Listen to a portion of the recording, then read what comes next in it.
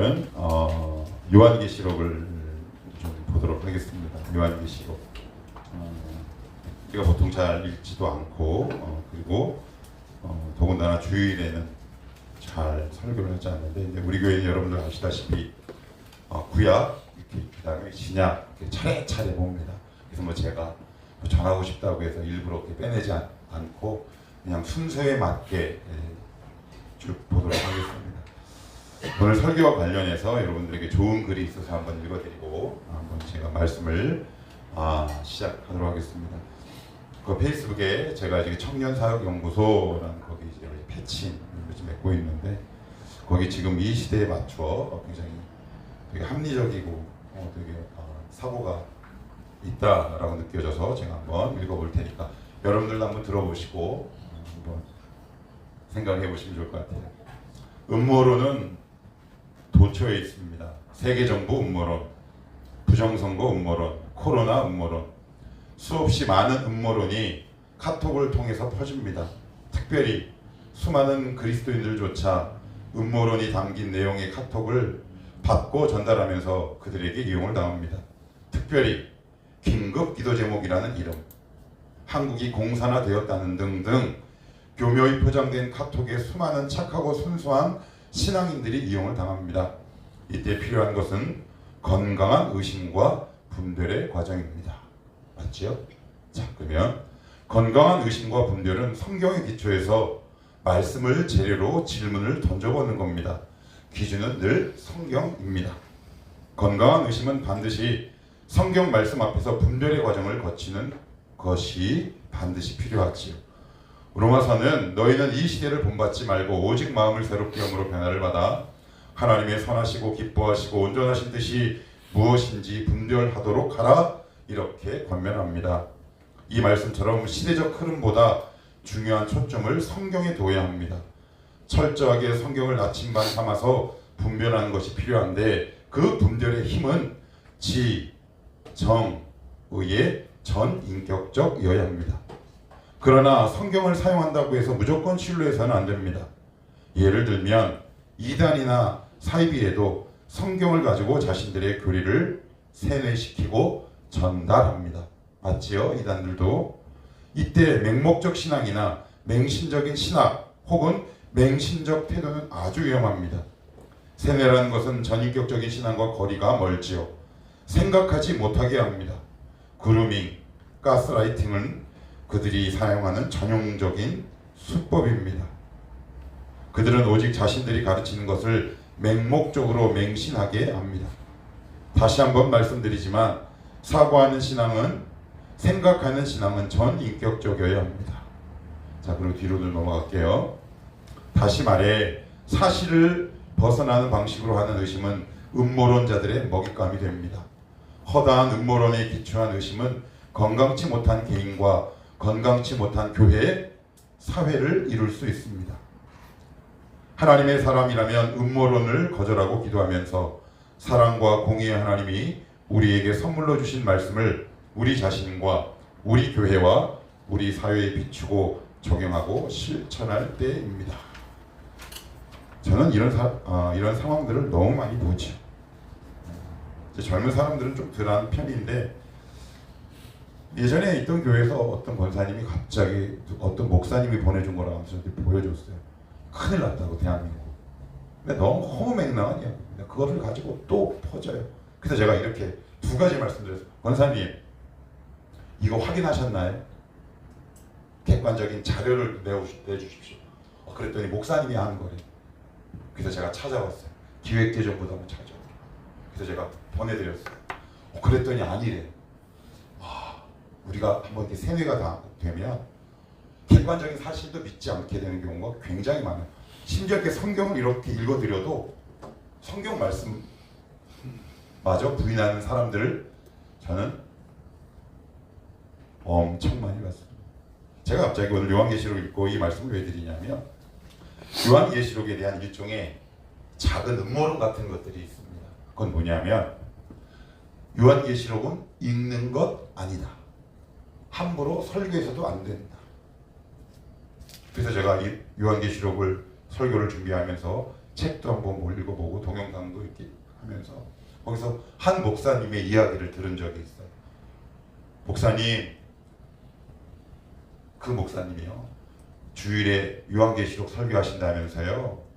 아, 그거 함부로 하시면 안 되는데. 그래서 이 목사님이 이렇게 되물었대요. 그럼 누가 해야 합니까? 이단들이 해야 합니까? 여러분, 요한계시록은 누가 주로 많이 설교하나요? 거의 90% 이단입니다. 여러분, 지나가시다가 요한계시록 강해라고 딱 쓴 만약 현수막을 보시면 거의 90% 이상은 다 이단입니다. 그래서 이 정통교회에서 요한계시록을 다루는 건 여러분들 익숙합니까? 아니면 낯섭니까? 굉장히 낯섭니다. 그래서 읽는 것도 되게 두려워하죠. 아까 제가 말씀드렸어요. 지정의 전인격을 사용하라고. 하나님이 두려워하라고 우리에게 이 말씀을 주셨나요? 절대 그게 아니죠. 자, 그러면 우리 한번 찾아봅시다. 요한계시록 1장으로 한번 가볼게요. 한번 찬찬히 살펴보면서 한번 봅시다. 자, 1장 1절 한번 읽어봅니다. 시작. 맞아요. 시작. 예수 그리스도의 계시라. 자, 여기 그리고 3절 시작. 이 예언의 말씀을 읽는 자와 듣는 자와 그 가운데 기록하는 것을 지키는 자는 뭐가 있대요? 어떤 사람이에요? 읽고 듣고 지키는 자. 그러니까 읽으라고 주신 거예요? 아니면 읽지 말라고 주신 거예요? 읽으라고 주신 거예요. 첫 번째, 요한계시록에 대한 편견 첫 번째입니다. 아, 이건 함부로 읽는 거 아니야. 근데 이것을 안 읽는 분이 의외로 많아요. 근데 그 편견을 깨셔야 합니다. 자, 그럼 요한계시록에 들어가기에 앞서서 간단하게 그 시대적 배경을 한번 볼게요. 한번 따라해 볼게요. 도미티안 황제. 어떤 황제요? 로마의 11대 황제인데 AD 69년에 로마에는 큰 정세가 격변하게 됩니다. 무슨 격변이냐? 1년 69년 그 한 해에 로마의 황제가 4번이 바뀌어요. 그리고 나서 누가 다음에 황제가 되냐면 AD 70년 예루살렘을 쳐들어와서 예루살렘 성전을 무너뜨린 디토스라는 장군이 황제에 오르게 됩니다. 그리고 나서 11대 황제에 누가 오르게 되냐면 도미티아누스라는 황제가 딱 황제에 오르는데 이 사람이 내건 정책이 2가지가 있어요. 첫째, 나를 신이라고 부르는 겁니다. 두 번째, 1년에 한 번 황제 앞에서 향을 피우며 황제는 하나님입니다 라고 시켜요. 그러면 여러분들 같으면 그 정책에 어떻게 수긍하시겠습니까? 수긍 안 하겠죠. 특별히 누가 수긍 안 할까요? 두 부류입니다. 유대인들과 기독교인들이요. 그래서 대박해를 시작합니다. 내 말을 안 들어? 그래서 기독교인들이 어디로 들어가느냐? 카타곰이라는 지하동굴로 숨어 들어가고 소아시아, 즉 터키, 시리아, 지금 지명 얘기하는 거예요. 그쪽으로 막 퍼져나게 돼요. 그러면 이제 교회가 어떻게 돼요? 안정될까요? 막 흔들릴까요? 흔들리죠. 교인들은 핍박을 당하고 박해를 당해요. 뿔뿔이 흩어지는 일들이 생기기 시작합니다. 근데 그 소식을 들은 사도 요한 들어봤죠? 사도 요한이 반모섬에 유배가 되어 있어요. 역시 유배가 박해를 받은 거죠. 만약에 여러분들이 사도 요한이라면 이 어려운 상황에서 편지를 쓸 때 어떤 종류의 편지를 쓸까요? 1번 공포, 2번 위로와 승리. 어떤 걸 쓰실 것 같으세요? 상식적으로 위로와 그래요. 그래서 요한계시록은 첫 번째 따라합시다. 승리의 책입니다. 예, 승리의 책이에요. 승리의 책입니다. 한번 우리 상식적으로 생각을 해보자고요. 너무 힘든데 이게 막 내용이 어려워 보여서 그렇지 이것을 읽고 내가 두려움을 갖는다면 이건 바른 의미로 내가 해석한 것이 아니라는 말이에요. 그래서 어떤 목사님은 이렇게 표현을 해요. 이 요한계시록은 적군과 아군이 있는데 우리 아군 뒤에서 예수님이 수많은 대포를 적군에게 쏘는 광경입니다. 그러면 여러분들은 그 광경을 보면 환호성을 지르시겠습니까? 공포에 떠시겠습니까? 라는 질문을 똑같이 던지면 여러분은 공포에 떱니까? 적군 진지에 대포가 또 떨어지는데 여러분들은 뭐 하면 돼요? 이렇게 하면 돼요. 근데 사단은 이걸 바꿔버립니다. 너 두려워해야 돼. 그래서 요한계시록을 함부로 설교하지 못하게 차근차근 밟아가는 거예요. 자, 그러면 첫 번째 무슨 책이라고 그랬습니까? 승리의 책. 두 번째, 그러면 우리의 믿음의 주가 누굽니까? 예수님이잖아요. 그러면 신앙이 흔들린다는 것은 뭐가 흔들리는 거예요? 예수님에 대한 신앙이 흔들리는 거예요. 그럼 두 번째, 누구를 알려주면 되겠어요? 그래요. 1장 1절 다시 읽어요. 시작. 예수 그리스도의 계시가 뭐냐면 이거예요. 벗겨내다라는 거예요. 뭘 벗겨내느냐? 예수님이 어떤 분인지 알려준다라는 뜻이에요. 자, 그럼 두 가지 말씀드렸어요. 첫 번째, 요한계시록은 무슨 책이다? 승리의 책이다. 두 번째는 예수님에 관한 책입니다. 그죠? 그러면 어떻게 읽어볼 마음이 드세요? 안 드세요? 들지요? 자, 그리고 세 번째, 아침 길에 나오신 분들 아마 기억할 거예요. 요한계시록에 보면 6장부터 딱 읽잖아요. 그러면 정신이 하나도 없어요. 왜 정신이 없냐? 7 봉인을 떼십니다. 하나님 탁 떼는데 뭐가 막 쏟아져. 그러면 그 모든 것이 다 그림, 회화적으로 묘사가 되어 있어요. 그런데 한번 따라합시다. 회화적이 아니라 언어적. 시작. 회화적이 아니라 언어적. 무슨 얘기냐? 눈에 보이는 그림에 현혹되지 말고 말씀에 집중하라 라는 뜻입니다. 요 세 가지를 잘 이해하시고 염두에 두시고 요한계시록을 읽으면 중심을 놓지 않을 수가 있습니다. 자, 우리 복습합니다. 첫째, 뭐에 관한 책이다? 자, 포탄이 지금 적군에 쏟아져, 진지에. 그럼 우리는 뭐 하는 거예요? 박수 치는 거, 환호성을 지르는 거죠. 그죠? 야! 두 번째, 누구에 대한 책이다? 예수님에 관한 책이다. 세 번째는 회화적이다, 언어적이다? 예, 그래서 만약에 여러분들 요한계시록 읽다가 예를 한번 들어볼게요. 자, 예를 한번 들어볼게요. 자, 1장으로 한번 가볼게요. 1장입니다. 자, 1장 1장 자, 13절 시작. 초대 사이에 인자 같은 이가 발에 끌리는 옷을 입고 가슴에 금띠를 띠고 그의 머리에 털의 희기가 흰 양털 같고 눈 같으며 그의 눈은 불꽃 같고 그의 발은 풀무불에 단련한 빛난 주석 같고 그의 음성은 많은 물소리와 같으며. 여러분 지금 뭐가 느껴져요? 그림이 느껴지죠? 여기에 빠지지 말라는 거예요. 여기 보시면 비유가 사용돼요. 뭐뭐 같다. 뭐뭐 같다와 뭐뭐다라는 완전히 달라요. 그래서 의외로 한국교회에서 주님이 어때요? 라고 하면 요한계시록에 있는 말씀을 그대로 봐요. 주님은 빛난 주석 같대. 여러분 왜 자꾸 주님과 하늘나라를 보석에 비유하냐면 인간이 경험할 수 있는 최고 좋은 게 뭐예요? 금은 보화예요. 거기에 빗대어 설명한 거란 말이에요. 우리 주님이 우리 눈에 내가 함부로 그릴 수 있는 표현되는 분인가요? 어림도 없어요. 거기에 현혹되지 말라는 것이 언어적이다라는 의미를 담고 있는 거예요.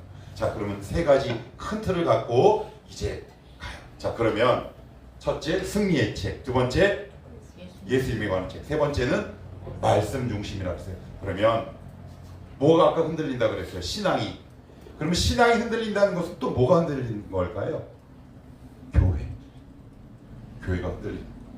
그러면 예수님이 그 모습을 보고 7 교회를 향한 메시지를 주시는 거예요. 각 필요한 교회에게. 자, 그러면 한번 살펴봅시다. 자, 오늘 3장입니다. 3장 1절 3장 1절입니다. 시작. 4대 교회 사자에게 편지하라. 하나님의 7 영과 7 별을 가지신 이가 이르시되 내가 내 행위를 아노니 내가 살았다 하는 이름은 가졌으나 죽은 자로다. 자, 이게 4대 교회가 어디냐면 여러분들을 기준으로 여기 한번 보시겠어요? 시계 방향으로 이렇게 돌아갑니다. 그래서 여기쯤에 딱 정중앙에 위치한 거예요. 근데 7 교회 공통점이 뭐냐면 대로변에 위치했어요. 대도시에. 왜 하나님이 7 교회를 딱 특정하셨냐면 이 요한계시록은 회람서신이에요. 그게 무슨 얘기냐? 돌려서 읽어라. 지금과 같이 제대로 된 통신망이 없잖아요. 편지를 들고 다 일일이 가야 된다는 말이에요. 그러니까 작은 교회의 중심이 아니라 큰 교회, 그 가운데 딱 가운데 있는 교회가 누구냐면 바로 4대 교회인데 이 사대교회의 특징이 있어요.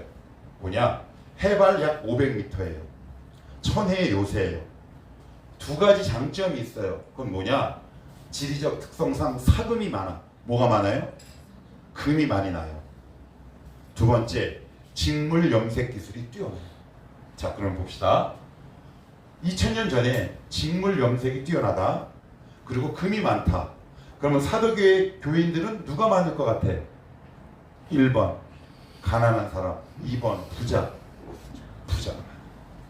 부자도 많은데 더군다나 문제도 별로 없어.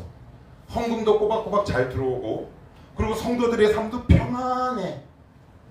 그런데 거기에다가 오늘 주님이 오늘 뭐라고 말씀하시냐면 1절에 이렇게 말씀하세요. 봅시다. 사대교회 사자에게 편지하라. 하나님의 7영과 7별을 가지신 이가 이르시되 내가 내 행위를 아노니 여기 분 같이 읽어요. 시작. 내가 살았다 하는 이름은 가졌으나 죽은 자로다. 이게 무슨 얘기예요? 너 신앙생활 잘한다고 생각하는데 내가 보기엔 네 신앙은 지금 죽었다 라고 평가하고 있는 거.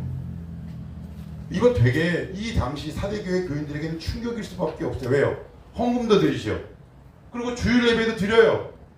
그런데 이들은 한 가지 치명적인 실수를 하고 있어요. 그게 3절이에요. 왜 그러시는지 3절 읽어봅니다.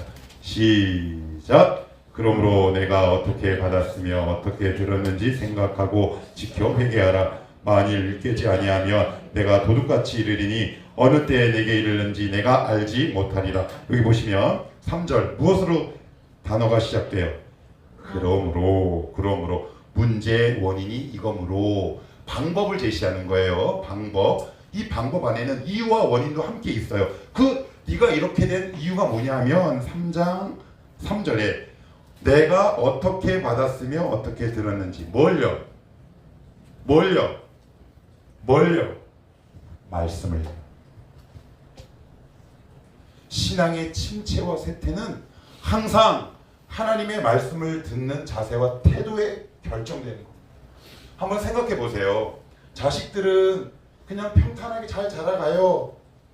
그리고 꼬박꼬박 수입이 생겨요. 그리고 교회 형식도 있고 예배당도 번듯해요. 하나님의 말씀에 대한 필요성이 간절할까요? 아니면 없어도 될까요? 없어도 되는 거예요. 그래서 교회 와가지고 본질이 아닌 것에 관심을 두기 시작하는 거예요. 아유, 이번에는 이거 새로 했네. 아유, 여기 교회는 조명이 좋다야. 야, 이거 좀 촌스러운데. 아유, 교회 이게서 오디언 이거 뭐냐. 굳이 관심 두지 않아도 될 이상한 것들에 그들의 초점이 가 있기 시작하는 거예요. 그러니 말씀이 귀에 들릴까요? 안 들릴까요? 안 들려요.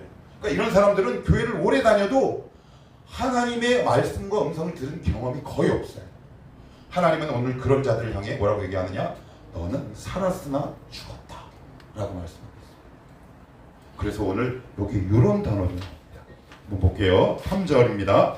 그러므로 내가 어떻게 받았으며 어떻게 들었는지 생각하고 지켜 회개하라. 만일 그 다음 단어가 뭐예요? 일깨지 않으면. 이게 무슨 얘기냐? 깨어나라, 각성하다 라는 뜻이에요. 무슨 얘기입니까? 잠자고 있는 사람들의 특징이 있어요. 왜냐하면 무서운 말을 해도 못 듣고요, 위로와 축복의 말을 해도 귀에 들리지 않아요. 그래서 어떤 말을 해도 하나님의 말씀이 들리지 않습니다. 그러면 이건 비단 사대교회 교인들에게만 해당되는 걸까요? 아니에요. 여기에 오늘 우리를 향해 오늘 하나님께서 말씀하고 있는 거예요. 너 오늘 이 예배당에 왔는데 어떤 마음으로 왔니? 나에게 예배하러 왔니? 내 말씀과 음성을 듣기 위해 왔니? 아니면 그냥 구경 왔니? 오늘 이 질문을 하나님이 우리에게 던지고 계시는 거라고. 이것을 청월함교회 버전으로 옮겨보면 최근에 하나님의 음성을 뭘 들었니? 이것이 없는 거예요. 그러니 어떤 일이 생기느냐? 교회가 정체가 돼요. 여러분, 교회가 정체가 되면 반드시 뭔가 문제가 있는 겁니다. 그것이 질적이든 양적이든. 그 교회가 성장이 없는 거예요. 전도하는 동력이 사라지기 시작해요. 그래서 어떻게 되느냐? 우리끼리에 똘똘 뭉쳐 있는 거죠. 그리고 나서는 종교적인 예배는 여전히 매 주일마다 반복되는 상황이 벌어지는 거예요. 그런 공동체를 향해, 그런 개인을 향해 오늘 주님은 뭐라고 말씀하신다? 네가 살았으나 죽었다. 그러니 어떻게 해요? 깨어나라. 여러분 이게 깨어나지 않으면 하나님의 말씀이 잘 들리지 않습니다. 그래서 물리적으로도 예배 시간에 계속 조는 거요. 여러분 되게 심각하게 생각하셔야 합니다. 그거 피곤해서 자는 게 아닙니다. 조는 사람은 습관이고 그 습관은 영적 뭐에 발목이 잡혀 있는 겁니다. 여러분 잘 생각하셔야 합니다. 나는 말씀만 들으면 졸려. 그러면 내가 이미 거기에 뭔가를 내어준 겁니다. 내가 내어줘 버린 거야. 그런데 우리 교회는 너무 감사한 건 조는 사람은 없어요. 그런데 여러분 속은 잘 모르겠어요. 말씀이 들리고 있는지. 오늘 주님이 그 말씀하고 있어요. 너희들 그리고 AD 17년에 이 사대교회 대지진이 일어나거든요.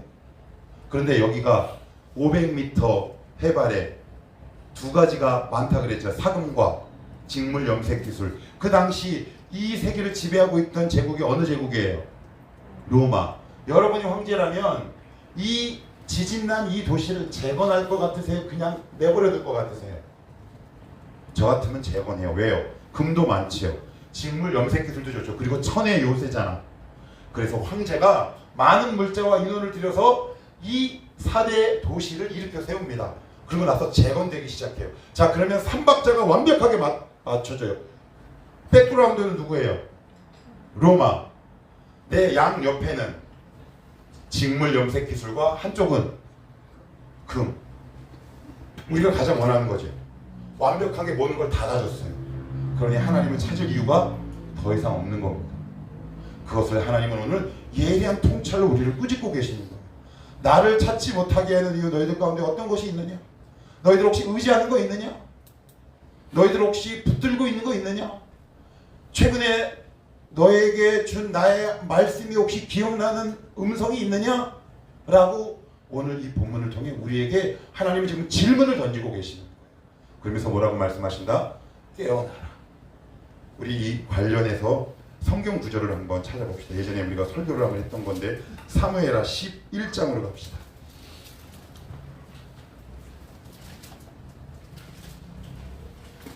사무엘하 11장입니다.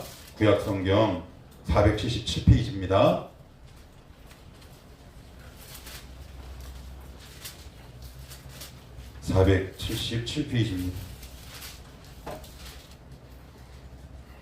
구약성경 477 이따가 바로 계시록으로 돌아와야 하니까 잘 표시해 두시고 구약성경 477 사무엘하 11장 2절 한번 읽어봅니다. 자, 여러분들이 한번 읽어봅니다. 시작. 저녁때 다윗이 그의 침상에서 일어나 왕궁 옥상에서 보내다가 그곳에서 보니 한 여인이 목욕을 하는데 신이 아름다워 보이는지더라. 원래 사람은 언제 일어나요? 아침에. 다윗은 언제 일어나요? 저녁. 그러면 낮에는 뭐 하고 있었어요? 잠들어 있었어요. 육체가, 영혼이. 여러분 영혼이 잠들면 물리적으로도 게을러요. 제가 여러분 혹시 기억나세요? 이 세상에는 게으른 사람은 없어요. 어떤 사람만 있냐? 자기가 좋아하는 것을 하는 사람만 있어요. 자기가 좋아하는 일에 게으른 사람 봤습니까? 아니에요. 자기가 좋아하는 것을 하는 거. 우리의 영혼이 잠들면 우리의 물리적인 모든 행동도 함께 게을러지기 시작합니다. 근데 이 사건으로 다윗은 호된 고통을 당하기 시작하죠. 뭐가 들어옵니까? 음란이 들어옵니다. 그래서 그 저녁 어스름 저기 멀리 있는 일반 평민의 집에서 더군다나 목욕하는 것이 여자인지도 남자인지도 모르는데 그 사람을 보고 아름다웠다라고 얘기한 이 다윗은 결국 게으름으로 인해 그 영혼 속에 어떤 생각이 있었다는 얘기입니까? 음란한 생각이 있었다는 거지요. 여러분 우리의 영혼이 잠식되고 게을러져 버리면 우리 가운데 들어오는 가장 강력한 1순위가 뭐냐면 음란한 생각이라는 겁니다. 사람마다 조금 차이는 있겠지만 특별히 남자들은 이것이 굉장히 강력하게 치고 들어오죠. 오늘 우리 주님은 이 말씀하고 있는 거죠. 지금 너희들 내 말 들려? 내 말 들리니? 내 말 들리니? 마이크 테스팅. 청월함교회 내 말 들려? 진성아, 희수야, 내 말 들리니? 예, 목사님, 하나님 잘 들립니다. 볼륨 좀 높여주세요. 혹시 이렇게 반응하나요? 근데 제가 아무리 소리를 질러도 웃긴 얘기긴 하지만 한 번은 우리 민이가 여기서 반주를 하고 있다가 갑자기 나를 이렇게 탁 째려보더니 아빠 그냥 불러. 귀가 째질 것 같아. 그러더라고. 그래? 근데 저는 제 목소리가 큰지 몰라요. 왜냐면 소리가 이렇게 나가잖아요. 그래서 저렇게 딱 보더라고요. 그래가지고 이제 제가 고음을 올라갈 때는 이렇게 마이크를 이렇게 살짝 내리거든요. 혹시 눈치채셨나요? 오늘 말씀을 통해 하나님이 이렇게 말씀하십니다. 규민아, 잘 들리니? 주님 잘 안 들리는데요? 그런데 안 들린다 들린다 아무 반응도 없고 그냥 가만히 있는 거예요. 말씀이 들리는데 오늘 예배 끝나고 나면 뭐 할까? 나 저거 당근에 몰린 거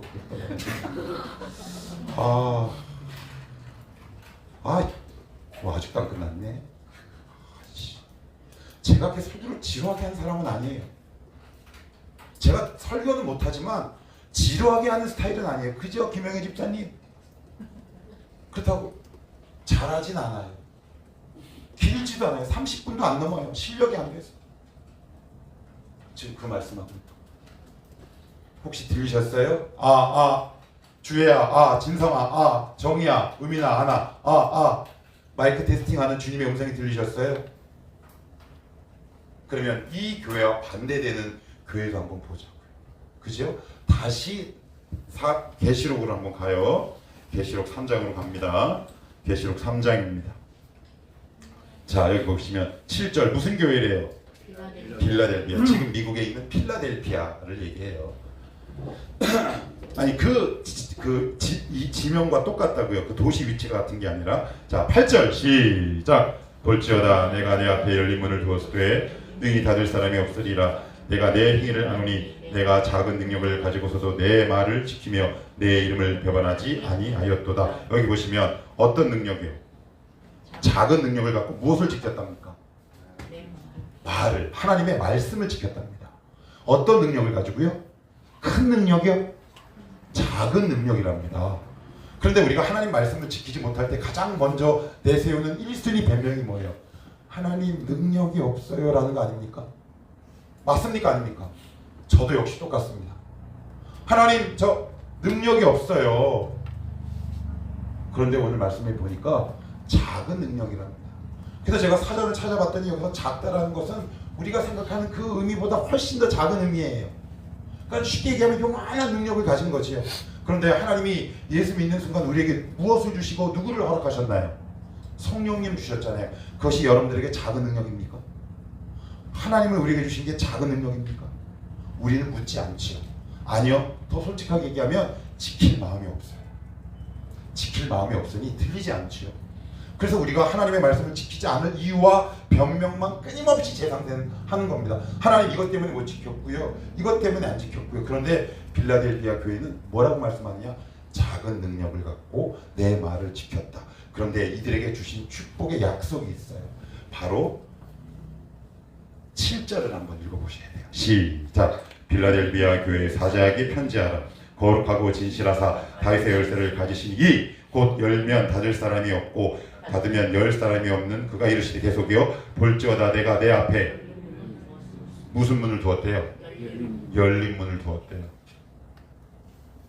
하늘나라에 문이 따로 없어요. 근데 특별히 왜 열린 문이라는 특정 동사와 단어를 사용했을까요? 이 명사를 하나님을 보게 하는 거죠. 그리고 하나님께서 예비하신 축복이 뭔지 볼 수 있는 믿음의 실력이 그 영혼 가운데 있는 거죠. 왜요? 말씀을 지키다 보니까 그것이 자꾸 내 눈에 보이기 시작하는 거예요.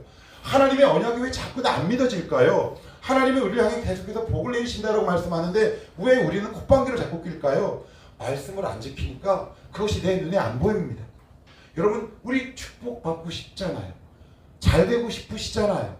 하나님의 은혜 가운데 거하고 싶으시잖아요. 그러면 하나님이 여러분에게 주신 말씀 작은 것 같고 오늘도 하루하루 뚜벅뚜벅 지키며 걸어가는 거예요.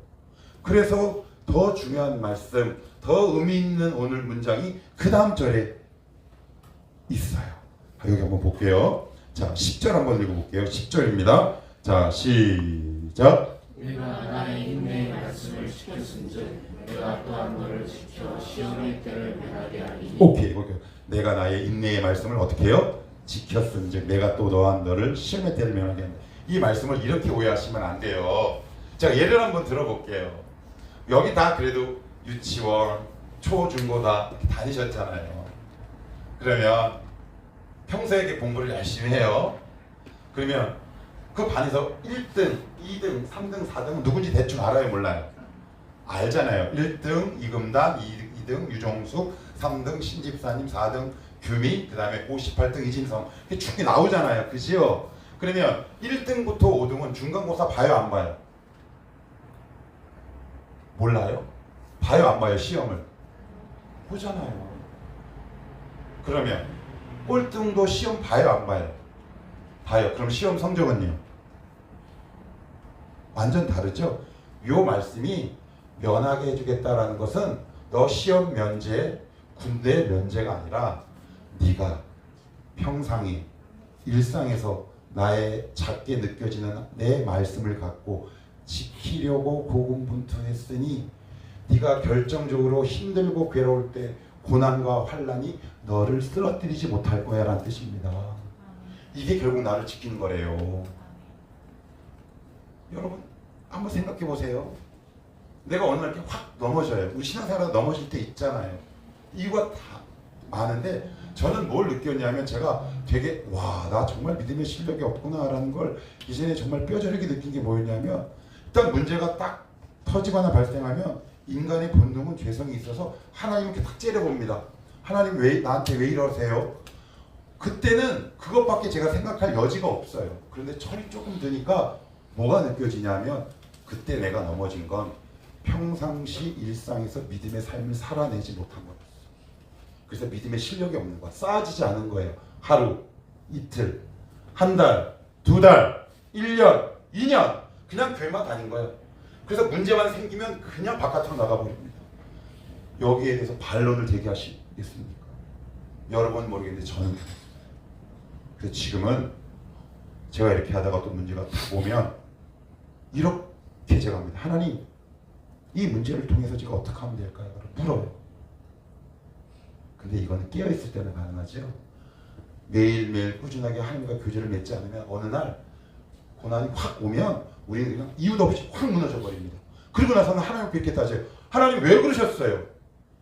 제가 다시 말씀드려요. 공부 잘하는 사람도 시험을 본다 안 본다? 공부 못하는 사람도 시험 본다 안 본다? 고난은 신앙이 좋고 나쁨에 관계없이 똑같이 다가옵니다. 그런데 주님과 평상시 튼튼한 관계와 교제를 맺어간 사람들은 이 고난이 오더라도 그것을 지킬 수 있는 믿음의 힘이 그 가운데 있는 거예요. 그래서 끙끙거리며 버티는 거죠. 그런데 이 관계가 소홀한 사람은 작은 문제만 오더라도 그냥 확 하고 있는 거죠. 그래서 여러분들 매일매일 꾸준히 주님과 교제를 맺고 관계를 맺어가는 삶이 우리를 얼마나 귀하고 아름답게 지킬 수 있는 것인가를 오늘 우리에게 알려주는 말씀입니다. 여러분들은 어떠십니까? 최근에 어떤 문제로 넘어지셨습니까?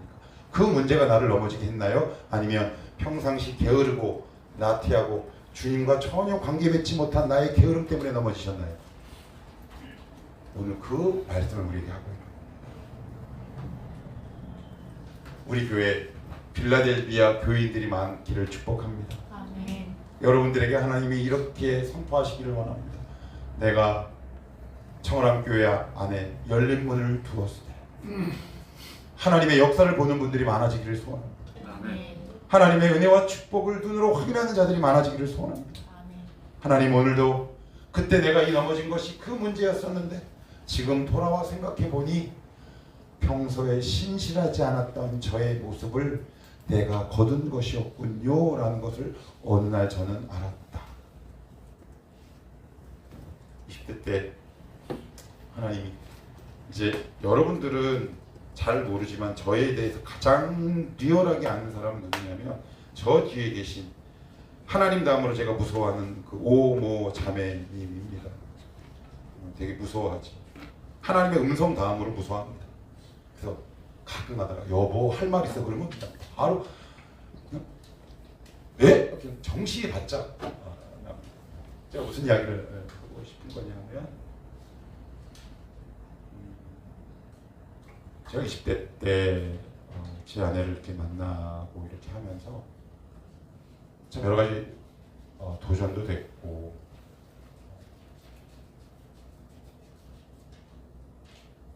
결혼하고 나서 30대까지도 저의 고민이 있었어요. 뭐가 고민이었냐면 항상 넘어지는 그 지점에서 넘어지더라고요. 인정. 사람마다 아킬레스건이 있어요, 없어요? 있어요. 근데 그게 너무 반복되니까 너무 힘든 거야. 힘들어.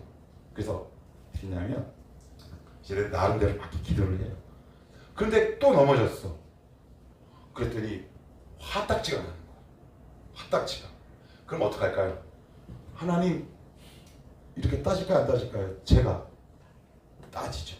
그런데 하나님이 깨닫게 해주시는 게 있었어요. 너 나한테 신실하지 않았다. 기도하고 싶을 때 기도한 거예요. 무릎 꿇고 싶을 때만 무릎 꿇은 거예요. 근데 그게 결국 어려운 일이 딱 닥쳤을 때 내 안에 실력으로 드러나더라고요. 누구 욕할 거 하나도 없구나. 그때부터 이제 조금씩 오늘 하나님 여러분들에게 혹시 들으셨어요? 내 목소리 잘 들려? 마지막으로 이 구절 읽고 마칠게요. 좀 길었어요. 죄송합니다. 3장 6절입니다. 자, 3장 6절 시작. 귀 있는 자는 성령이 교회들에게 하시는 말씀을 들을지어다. 13절도 시작. 귀 있는 자는 성령이 교회들에게 하시는 말씀을 들을지어다. 22절도 한번 읽어볼게요. 시작. 귀 있는 자는 성령이 교회들에게 하신 말씀을 들을지어다. 7교회 메시지 맨 끝에 동일하게 반복되는 문장. 귀 있는 자는 들을지어다. 오늘도 하나님의 마이크 세팅처럼 느껴지는 그 음성과 말씀을 들으셨기를 바라고요. 그 말씀을 듣고 여러분들이 일상에서 부족하지만 작지만 그 말씀을 갖고 지켜보려고 하나님 앞에 신뢰하며 살아가는 거룩한 이 시대에 깨어있는 성도가 되시기를 축복합니다. 같이 한번